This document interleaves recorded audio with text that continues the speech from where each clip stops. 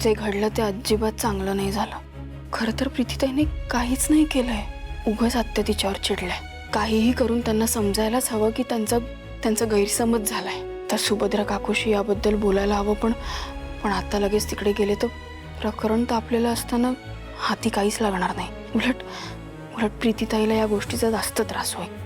पण मग नक्की काय करू?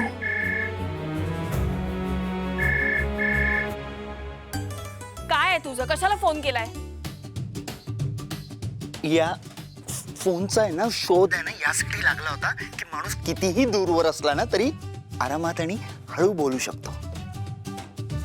हवेत तरंग उमटत तो आवाज माझ्या कानावर पडून माझ्या डोक्यात गेला पाहिजे यासाठी हा फोनचा शोध लागला नव्हता बरं का. तू मूर्ख आहेस का जरा? हा, काय चाललंय तुझं? कशाला फोन करतोयस मला? हे ऐकवायला फोन केलायस का? काय बोल. शांत घे. मी शांतच होते. तुझा फोन येण्याआधी ना मी खरंच शांत होते, पण आता तुझा फोन आला, मग काय करणार ना? बरं चुकलं माझं, मी पण जरा चिडून बोललो. काय ना तुझा जो हा राग आहे ना खूप जास्त संसर्गजन्य आहे, त्यामुळे तुला फक्त नावं ठेवायची आहेत का मला? हा, म्हणून फोन केलायस? नाही मुद्द्याचं बोलतो. माझा अत्यंत साधा सोजवळ भाऊ तुमच्या घरी आला होता. त्याच्या पाठोपाठ आय थिंक सो आत्या पण आली होती. इथपर्यंत सगळं ठीक आहे, पण ते दोघं जेव्हा परत घरी आले तेव्हापासून घरात ज्वालामुखी फुटतायत. काय म्हणजे नेमकं काय कोणत्या गिरणीचं पीठ खाता हो तुम्ही? काय ना, आम्ही वेगळ्याच गिरणीचं पीठ खातो. तुमच्यासारखं तर अजिबात खात नाही. काय ना, आमच्यात खूप ट्रान्सपरन्सी आहे. आपल्या लोकांना काय झालंय हे आम्ही दुसऱ्यांना फोन करून असं विचारत नाही. अगं बरं तुमच्या गिरणीचं पीठ भारी. जोक करत होतो मी. काय झालं आता तेवढं सांगशील का प्लीज? हे बघ, माझा दिवस छान सुरू होता, सगळं व्यवस्थित सुरू होतं. लग्नाची तयारी सुरू होती. त्यात अचानक तुझी आत्या आमच्या घरी आली. आणि घरी आली तर ठीक आहे, पण त्यांनी त्यांच्या फोनवर असे काहीतरी मेसेजेस दाखवले ज्यात असं दिसत होतं की प्रीतीताईच्या नंबरवरून त्यांच्या फोनवर काहीतरी असे कंडिशन्स असलेले मेसेजेस गेले आहेत किंवा कुठल्या तरी अटी टाकल्यात, काहीतरी मुद्दे सांगण्यात आलेत. हा, पण मुद्दा हा आहे की ते मेसेजेस प्रीतीताईने पाठवलेले नाहीये.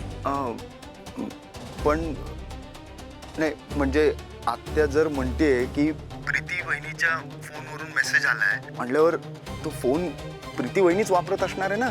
हो, असू दे ना, पण मला माहिती आहे ते मेसेजेस प्रीतीताईने पाठवलेले नाहीयेत आणि हे मी सिद्धही करू शकते. कळलं ना? म्हणजे तुला माहिती आहे कोणी पाठवले ते? ए, तुला काय रे सगळ्याच ठिकाणी जेम्स बॉन्ड म्हणायचं असतं का? हा, उगाच कशाला नाक खूप असतो?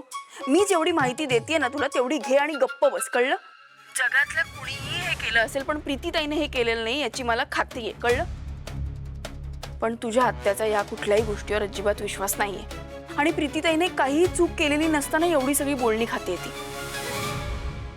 मला तर कळतच नाहीये मी हे सगळं सिद्ध कसं करू. प्रीतीताईने काही चूक केलेली नाहीये हे सगळ्यांना कसं पटवून देऊ, सगळ्यांना कसं खरं वाटेल आणि तुझाही माझ्यावर विश्वास बसेल. हे बघ, माझा तुझ्यावर डोळे झाकून विश्वास आहे.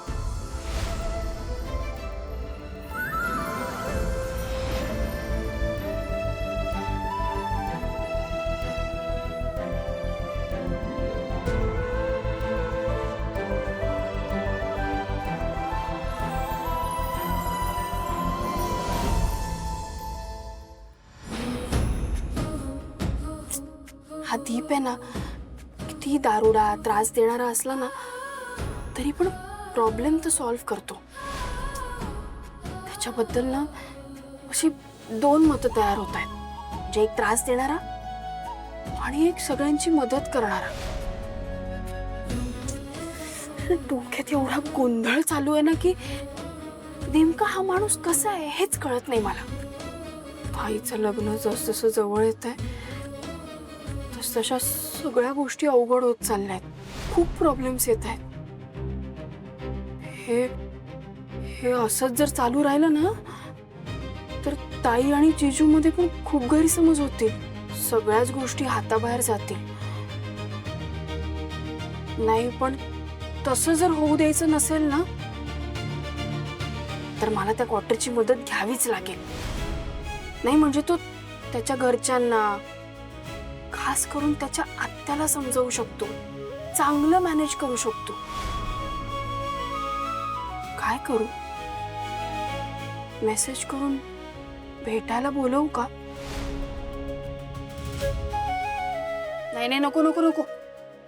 इतकी पण काही वाईट वेळ आली नाहीये माझ्यावर की मला त्या क्वार्टरची मदत घ्यावी लागेल. एकतर समोर दिसलं तरी तोंड फिरवते मी, आणि आता स्वतःहून भेटायला बोलवू? हट. पण प्रत्येक वेळी ज्योती स्वतःचाच विचार करून कसं चालेल? ते मान्य आहे की आपल्याला त्याला भेटायला आवडत नाही, पण अगं ताईच्या संसारासाठी तिचं चांगलं व्हावं म्हणून नाईलाजाने का होईना आपल्याला त्याला भेटावं लागेल. त्याची मदत घ्यावी लागणार आहे आपल्याला. नाही पण त्याला आपण कुठे गप्पा मारायला वगैरे भेटतोय? त्याला फक्त एवढं सांगायचं की तू तुझ्या घरच्यांना प्लीज समजाव, पुढे काही प्रॉब्लेम्स होणार नाहीत ना, एवढं बघ ना. आणि हा, माझा काही त्याच्यात वैयक्तिक स्वार्थ नाही आहे, कळलं? एवढंच सांगायचंय. करू का त्याला मेसेज? करतेच.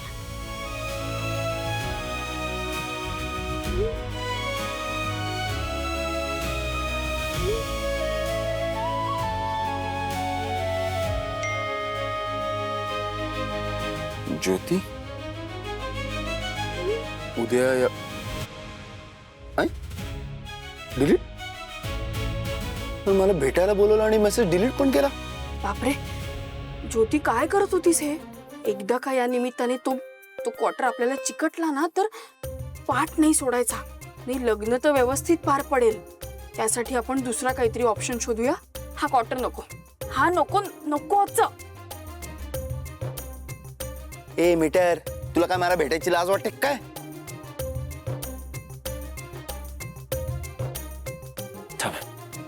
हिला ना दाखवतोच. तुझा मेसेज वाचलाय मी, त्यामुळे डिलीट करून काही फायदा नाहीये. हिम्मत असेल ना तर हिम्मत नको. नाही नको नको नको नको नको नको, असा मेसेज नको करायला. कॉल पण नाही करू शकत आता. एक काम करतो, उद्या तिला भेटूनच जाब विचारतो. हा, लय शाणी बनते काय? तिला वाटतंय मी मेसेज वाचायच्या आधीच तिने डिलीट केलाय, पण मी भेटायची जागा वेळ सगळं बघितलंय. अरे ज्योती, उद्या तुझी कशी शाळा घेत होते.